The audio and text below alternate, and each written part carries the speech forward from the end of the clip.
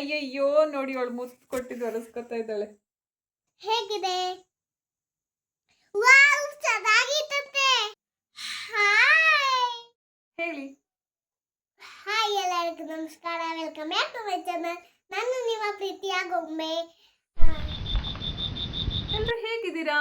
ಎಲ್ರು ಹೇಗಿದ್ದೀರಾ? ಎಲ್ಲರೂ ಚೆನ್ನಾಗಿದ್ದೀರಾ ಅನ್ಕೊಂಡಿದ್ದೀನಿ. ನಾನು ಕೂಡ ತುಂಬಾನೇ ಚೆನ್ನಾಗಿದ್ದೀವಿ. ನಾವು ಕೂಡ ತುಂಬಾನೇ ಚೆನ್ನಾಗಿದ್ದೀವಿ. ನಾನು ಇವಾಗ ಸ್ಕೂಲ್ಗೆ ಹೋಗ್ತಾ ಇದ್ದೀನಿ. ನಾನು ಇವಾಗ ಸ್ಕೂಲ್ಗೆ ಹೋಗ್ತಾ ಇದ್ದೀನಿ. ಏನಕ್ಕೆ ಇವತ್ತು ವಿಡಿಯೋ ಮಾಡ್ತಿರೋದು? ಮೆಹಂದಿ ಬಿಡಿಸ್ಕೊಳಕ್ಕೆ. ಇವತ್ತು ನಮ್ಗೊಮ್ಮೆ ಮೆಹಂದಿ ಹಾಕು ಅಂತ ತುಂಬಾನೇ ಹಠ ಮಾಡ್ತಾ ಇದ್ಲು. ಮನೇಲೆ ಒಂದಿತ್ತು, ಸೊ ಅದನ್ನ ಇವಾಗ ಮೆಹಂದಿ ಹಾಕ್ತಾ ಇದ್ದೀನಿ. ಸೊ ಇವಾಗ ಅಮ್ಮ ಬೀಳಿಸ್ರು ತಗೋತಾಳೆ.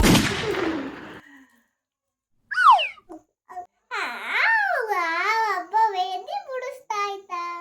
ತುಂಬಾ ದಿನ ಆಗಿತ್ತು ಗೊಂಬೆಗೆ ಮೆಹಂದಿನ ಹಾಕಿ. ಇವತ್ತಂತೂ ಫುಲ್ ಖುಷಿ ಆಗೋಗ್ಬಿಟ್ಟಿದ್ದಾಳೆ. ಇಷ್ಟೇ ಬಿಡಿಸ್ತೀರಾ? ಇವಾಗ ಮೆಹಂದಿ ಬಿಡಿಸ್ತಾ ಇದ್ದೆ. ಮೆಹಂದಿ ಹಾಕಿಸ್ಕೊಳ್ಳೋದು ಅಂತಂದರೆ ಯಾರಿಗೆ ತಾನೇ ಇಷ್ಟ ಆಗಲ್ಲ ಹೇಳಿ. ಕೆಲವ್ರಿಗೆ ಇಷ್ಟ ಆಗದೇನೂ ಇರ್ಬೋದು, ಬಟ್ ಇಷ್ಟಪಡೋರೇ ಜಾಸ್ತಿ ಇರೋವಂಥದ್ದು. ಸೊ ನನಗಂತೂ ಒಂದು ಟೈಮಲ್ಲಿ ಎಷ್ಟು ಇಷ್ಟಪಡ್ತಿದ್ದೆ ಅಂತಂದರೆ ಕೈಗೆ ಹಾಕ್ಕೊಂಡಿರೋದು ಹೋಗ್ತಿದ್ದಂಗೆ ಮತ್ತೆ ರಿಟರ್ನ್ ಮೆಹಂದಿನ ಹಾಕ್ಕೊಳ್ತಾ ಇದ್ದೆ. ನಾನು ಕಾಲೇಜಿಗೆ ಹೋಗುವಾಗ ಮೆಹಂದಿ ಕ್ರೇಜ್ ನನಗೆ ತುಂಬಾ ಇತ್ತು. ಅವಾಗೆಲ್ಲ ಮೆಹಂದಿ ಹಾಕೋರು ಕೂಡ ತುಂಬ ಕಡಿಮೆನೇ ಇದ್ದರು. ಇವಾಗೆಲ್ಲ ಮೆಹಂದಿ ಹಾಕೋರು ತುಂಬಾ ಇದ್ದಾರೆ ಬಿಡಿ. ಸೊ ಆ ಒಂದು ಟೈಮಲ್ಲಿ ನನ್ನ ಮೆಹಂದಿ ಹಾಕೋದಕ್ಕೂ ಕೂಡ ಕೆಲವೊಂದು ಮದುವೆಗಳಿಗೆ ಕರ್ಕೊಂಡು ಹೋಗ್ತಾಯಿದ್ರು ಊರಲ್ಲಿ. ಸೊ ಆದರೆ ತುಂಬ ಏನಲ್ಲ, ಕೆಲವೊಂದು ಮದುವೆಗಳಲ್ಲಿ ಕರ್ಕೊಂಡು ಹೋಗ್ತಾಯಿದ್ರು. ಇವಾಗ್ಲೂ ಫಂಕ್ಷನ್ ಅಂತ ಅಂದರೆ ಸೊ ಇವಾಗಲೂ ನನ್ನ ಫ್ರೆಂಡ್ಸು ಅಥವಾ ಯಾರಿಗಾದ್ರೂ ಕೇಳಿದ್ರೆ ಹಾಕ್ಕೊಡ್ತೀನಿ. ಬಟ್ ಜಾಸ್ತಿ ಟೈಮು ಕುತ್ತಿಗೆನ ಬಗ್ಸಿ ಮೆಹಂದಿನ ಹಾಕೋಕ್ಕಾಗೋದಿಲ್ಲ. ಸೊ ಹಾಗಾಗಿ ಇವಾಗ ಒಂದು 4 ಇಯರಿಂದ ನಾನು ಕಡಿಮೆ ಮಾಡಿದ್ದೀನಿ. ಸೊ ಅದು ಅಲ್ಲದೆ ನಾನು ಕೆಲ್ಸಕ್ಕೆ ಹೋಗ್ತಿದ್ನಲ್ಲ, ಹಾಗಾಗಿ ಮೆಹಂದಿ ಹಾಕೋದು ಕೂಡ ಕಡಿಮೆ ಆಗಿತ್ತು.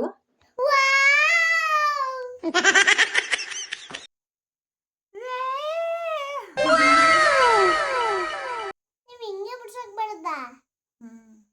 ಹೆಂಗೂ ಬರಲ್ವಾ? ನನಗೂ ಹೆಂಗ್ ಬರುತ್ತೆ? ಅವ್ರ ಬುದ್ಧಿ ನೋಡಿ ಕಳೀರಿ. ಅವ್ರ ಕಾಲ್ ಸುದ್ದಿ ನೋಡಿ ನಮ್ಸಿ. ಅವ್ರ ಕಾಲ್ ಸುದ್ದಿ ನೋಡಿ ನಮ್ಸಿರಿ. Emotional damage. ಹಿಂಗನ್ಬಿಟ್ಟ ಗೊಂಬೆ. ಮತ್ತೆ ಇನ್ನೇನ್ ಅನ್ಬೇಕು? ನಾನು ಸ್ಪಂದನಕ್ಕಾಗಿನೇ ಚೆನ್ನಾಗಿ ಬಿಡಿಸ್ತಾ ಇದ್ದೀನಿ. ಅಮ್ಮ ನಿಮ್ಗೆ ಎಲ್ಲ ಬರುತ್ತಾ? ಸ್ಪಂದನಕ್ಕೊಂದು ಕಾಲ್ ಸುದ್ದಿ ನುಸಿಬೇಡಿ ಬಿಡಿ. ಬರ್ಲಿಲ್ಲ ಅಂದ್ರೆ ನುಸಿಬೇಕಾ? ಓಕೆ ಕಂದ.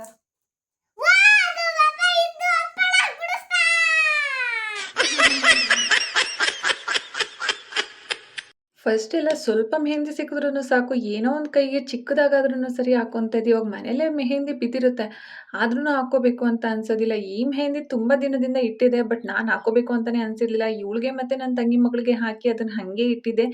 ಏನೋ ಹುಡುಕ್ಬೇಕಾದ್ರೆ ಅವಳು ನೋಡಿದ್ಲು, ನನಗೆ ಇವತ್ತು ಮೆಹಂದಿ ಹಾಕ್ಕೊಡಮ್ಮ ಅಂತ ಹೇಳ್ಬಿಟ್ಟು ಹಠ ಮಾಡ್ತಾ ಕೂತ್ಕೊಂಡ್ಲು. ಅದು ಅಲ್ಲದೆ ನಮ್ಮ ಓನರ್ ಮನೆ ಪಾಪುದು ಬರ್ತ್ಡೇ ಫಂಕ್ಷನ್ ಇತ್ತು. ಸೊ ಅವಳ ಹಠನೂ ಕಡಿಮೆ ಆಗುತ್ತೆ, ಹಾಗೆಯೇ ಫಂಕ್ಷನ್ಗೂ ಆಗುತ್ತೆ ಅಂತ ಮೆಹಂದಿನ ಹಾಕ್ತಾ ಇದ್ದೀನಿ.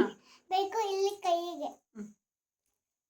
ಇವತ್ತು ನಮ್ಮಮ್ಮ ಈ ಕೈಗೆ ಬಿಡಿಸ್ತೈತೆ. ಈ ಕೈಯಲ್ಲಿ ತುಂಬಾ ನಾಗ, ಈ ಕೈಯಲ್ಲಿ ತುಂಬಾ ನೋವಾಯ್ತೈತೆ. ಹೆಂಗ್ ನೋಯ್ತೈತೆ ನೋಡಿ?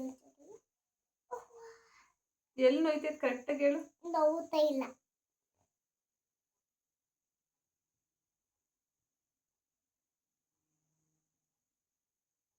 ಉಗ್ರು ಮಣ್ಣನ್ನು ಹಚ್ಚಿ ಅಮ್ಮ. ಮಕ್ಕಳಂತೂ ಹೇಳಿದ ಮಾತೇ ಕೇಳೋದಿಲ್ಲ. ಸೊ ಇವಳು ಕೂಡ ಅಷ್ಟೇ. ಫಸ್ಟೆಲ್ಲ ಈ ಥರ ಇರಲಿಲ್ಲ, ಇವಾಗಂತೂ ಹೇಳಿದ ಮಾತೇ ಕೇಳಲ್ಲ. ಏನೇನೋ ಮಾಡ್ತಿರ್ತಾಳೆ. ಯಾಕೋ ಸ್ವಲ್ಪ ಕೈ ನೋವಾಗಿದೆ ಅಂತ ಹೇಳ್ತಾ ಇದ್ಲು. ಮಧ್ಯಾಹ್ನನೇ ಸ್ವಲ್ಪ ಆಯಿಂಟ್ಮೆಂಟ್ ಎಲ್ಲ ಹಚ್ಚಿದೆ, ಸ್ವಲ್ಪ ಪೇನ್ ಕಡಿಮೆ ಆಗಿದೆ. ಬಟ್ ಆದರೂ ಒಂದೇ ಸಲ ಕಡಿಮೆ ಆಗೋದಿಲ್ಲ ಅಲ್ಲ. ಸೊ ಆ ಪೇನಲ್ಲೂ ಹಚ್ಚಿಸ್ಕೊತಾ ಇದ್ದಾಳೆ. ಮೆಹಂದಿ ಖುಷಿಯಲ್ಲಿ ಏಟಾಗಿತ್ತು, ಬಿದ್ದಿದ್ದೆ ಅನ್ನೋ ಒಂದು ಇದೇ ಇಲ್ಲ, ಮರ್ತ್ಕೊಬಿಟ್ಟಿದ್ದಾಳೆ. ಇವಾಗ ಲೆಫ್ಟ್ ಹ್ಯಾಂಡ್ ಇಸ್ಕೊಂಡಾಗ ಅವಳಿಗೆ ಪೇಯ್ನ್ ಆಗಿದೆ ಅನ್ನೋದು ನೆನಪಾಗ್ತಾ ಇದೆ. ಅಂದರೆ ಎಷ್ಟು ಖುಷಿ ಇರುತ್ತೆ ಮಕ್ಕಳಿಗೆ ನೋಡಿ ಅಲ್ವಾ. ಅವಳು ಫುಲ್ ಕೈ ತುಂಬ ಹಾಕಬೇಕು ಅಂತ ಹೇಳ್ತಾ ಇದ್ಲು. ನಾನು ಚಿಕ್ಕದಾಗಿ ಅವಳು ಪುಟಾಣಿ ಕೈ ಇರುತ್ತಲ್ವ, ಸ್ವಲ್ಪ ಸ್ವಲ್ಪನೇ ಹಾಕ್ತಾ ಇದ್ದೀನಿ. ಸೊ ಅದಕ್ಕೆ ಅವಳು ಏನಂತಿದ್ದಾಳೆ ನೋಡಿ. ಅದು ಅಲ್ಲದೆ ಒಂದು ಕೈಗೊಂಥರ ಹಾಕಿದ್ದೀನಿ. ಏನು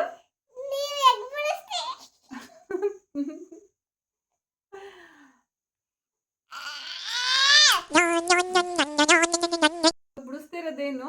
ಮೆಹಂದಿ. ಮತ್ತೆ ಇನ್ನೇನ್ ಬಿಡಿಸ್ಬೇಕು? ಮೆಹಂದಿ ಹಾಕ್ತಾ ಇದ್ದೀನಿ. ಏನ್ ಹಾಕ್ತಾ ಇದ್ರೆ ಏನ್ ಮಾಡ್ತಿದ್ದೀರಾ ಅಂತ ಕೇಳ್ತಿದ್ದಾಳೆ. ಯಪ್ಪ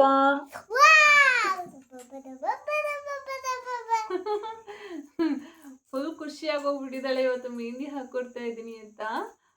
ತುಂಬಾ ದಿನ ಆಗಿತ್ತು ಅವಳಿಗೆ ಮೆಹಂದಿನ ಹಾಕಿ. So full ಖುಷಿಯಾಗೋಗ್ಬಿಟ್ಟಿದ್ದಾಳೆ. ಜೊತೆ ನೈಲ್ ಪಾಲಿಶು ಬೇಕಂತೆ ಅವಳಿಗೆ.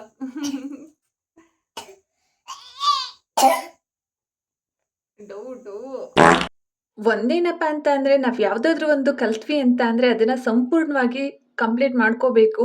ಸೊ ಅವಕಾಶಗಳು ಅದಾಗೆ ಬರೋದಿಲ್ಲ, ನಾವಾಗೆ ಮಾಡ್ಕೋಬೇಕಾಗುತ್ತೆ. ಸೊ ಇವಾಗ ನನಗೆ ಮೆಹಂದಿ ಹಾಕಬೇಕು ಅನ್ನೋ ಇಂಟ್ರೆಸ್ಟ್ ಇದೆ. ಬಟ್ ನನಗೆ ಕೈ ಪೇಯ್ನ್ ಇರೋದ್ರಿಂದ ಅದನ್ನು ಜಾಸ್ತಿ ಮಾಡೋದಕ್ಕಾಗೋದಿಲ್ಲ. ಸೊ ಹಾಗಾಗಿ ಎಷ್ಟಾಗುತ್ತೆ ಅಷ್ಟು ನಾನು ಕಲಿಬೇಕು ಅನ್ನೋ ಇಂಟ್ರೆಸ್ಟ್ ಇವಾಗ ಬರ್ತಾ ಇದೆ. ಇಲ್ಲ ನಾನು ಮಾಡಬೇಕು, ಇಲ್ಲ ನಾನು ಹಾಕಬೇಕು, ಸಿಕ್ದಷ್ಟು ಸಿಗಲಿ, ಮಾಡಿದಷ್ಟು ಮಾಡೋಣ, ನಾನು ಕಲೀಲೇಬೇಕು ಅನ್ನೋ ಇಂಟ್ರೆಸ್ಟ್ ಬಂದಿದೆ. ಬಟ್ ಬಿಡಲ್ಲ, ಇದನ್ನ ಕಲಿತೀನಿ. ಸೊ ಏನಿಲ್ಲ, ಇವಾಗ ಮಾಡ್ತಾ ಇರೋಂಥದ್ದನ್ನ ನಾನು ಕಂಟಿನ್ಯೂ ಆಗಿ ಮಾಡ್ಕೊಂಡು ಹೋದ್ರೆ ಸಾಕಾಗುತ್ತೆ. ಮನ್ಸಿದ್ರೆ ಮಾರ್ಗ ಅಂತ ಅಷ್ಟಿಲ್ದೇನೆ ಹೇಳ್ತಾರ. ಮನ್ಸಿಟ್ಟು ಮಾಡಿದಂಥ ಕೆಲಸ ಯಾವುದು ಕೂಡ ವೇಸ್ಟ್ ಆಗೋದೇ ಇಲ್ಲ. ಸೊ ಕಲಿಬೇಕು ಅನ್ನೋ ಮನ್ಸಿದ್ದಾಗ್ಲೇನೆ ಕಲ್ತ್ ಬಿಡಬೇಕು, ಮಾಡಬೇಕು ಅನ್ನೋ ಮನ್ಸಿದ್ದಾಗ್ಲೇನೆ ಮಾಡಿಬಿಡಬೇಕು.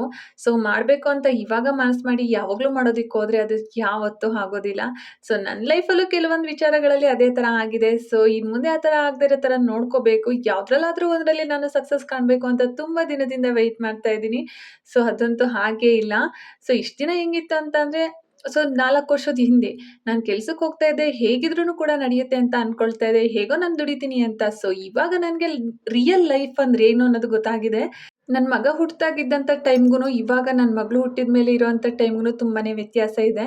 ಸೊ ನನ್ನ ಮಗಳು ಹುಟ್ಟಿದ ಮೇಲೆ ರಿಯಲ್ ಲೈಫು, ರಿಯಲ್ ಜನಗಳು, ಫೇಕ್ ಜನಗಳು, ಯಾರ್ಯಾರು ಹೇಗೆ ಏನಂತದ್ದು ಗೊತ್ತಾಗಿರೋದು.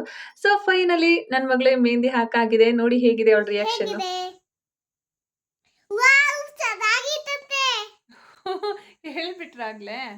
ಸೊ ಫೈನಲಿ ನಿಮಗೆ ತೋರಿಸ್ತಿದ್ದಾಳೆ, ಹೇಗಿದೆ ನೋಡಿ ಅಂತ ಹೇಳಿ. ಸೊ ಹೇಗಿದೆ ಅಂತ ನೋಡಿ ಕಮೆಂಟ್ ಸೆಕ್ಷನಲ್ಲಿ ಕಮೆಂಟ್ ಮಾಡಿ ಹೇಗಿದೆ ಮೆಹಂದಿ ಅಂತ. ಅವಳಂತೂ ಫುಲ್ ಖುಷಿಯಾಗಿ ಹೋಗ್ಬಿಟ್ಟಿದ್ದಾಳೆ ಮೆಹಂದಿ ಹಾಕಿಸ್ಕೊಂಡಿರೋದ್ರಿಂದ. ಜೀವನ ಅಂತ ಅಂದರೆ ಕಷ್ಟಗಳಿಲ್ಲದ ಹಾದಿಯಲ್ಲ, ಆ ಕಷ್ಟಗಳ ನಡುವೆಯೂ ನಗುತ್ತಿರುವ ಧೈರ್ಯದ ನುಡಿ ಅಷ್ಟೇ. ಏನು ಮಾಡೋಕ್ಕಾಗಲ್ಲ. ಕೊಡ್ತೀನಿ. ಯಾಕೆ? ಮೆಹಂದಿ ಬಿಡಿಸ್ಕೊಟ್ರಲ್ಲ. ಹ್ಮ್? ಮೆಹಂದಿ ಬಿಡಿಸ್ಕೊಟ್ರಲ್ಲ. ಮೆಹಂದಿ ಹಾಕೊಟ್ಟಿದ್ದಕ್ಕೆ ನನ್ನ ಮಗಳು ನನಗೆ ಮುತ್ತು ಕೊಡ್ತೀನಿ ಅಂತ ಬಂದು ಮುತ್ತು ಕೊಡ್ತಿದ್ದಾಳೆ. ಸೊ ನಾನು ಮುತ್ತು ಕೊಟ್ಟಿದ್ದಕ್ಕೆ ಅವಳು ಒರೆಸ್ಕೊಂತಾ ಇದ್ದಾಳೆ. ನೋಡಿ ಇಲ್ಲಿ. ಅಯ್ಯೋ ನೋಡಿ, ಅವಳು ಮುತ್ತು ಕೊಟ್ಟಿದ್ದು ಒರೆಸ್ಕೊತಾ ಇದ್ದಾಳೆ. ಇದಿಷ್ಟು ಇವತ್ತಿನ ಒಂದು ವಿಡಿಯೋ ಆಗಿತ್ತು. ಈ ಒಂದು ವಿಡಿಯೋ ನಿಮಗೆಲ್ಲ ಇಷ್ಟ ಆಗುತ್ತೆ ಅಂತ ಭಾವಿಸ್ತಾ ಇದ್ದೀನಿ. ಸೊ ಫ್ರೆಂಡ್ಸ್, ನನ್ನ ಈ ಒಂದು ಚಾನಲ್ಗೆ ನೀವೇನಾದರೂ ಹೊಸಬ್ರಾಗಿದ್ರೆ ದಯವಿಟ್ಟು ಸಬ್ಸ್ಕ್ರೈಬ್ ಮಾಡ್ಕೊಂಡು ನೋಡಿ. ಧನ್ಯವಾದಗಳು.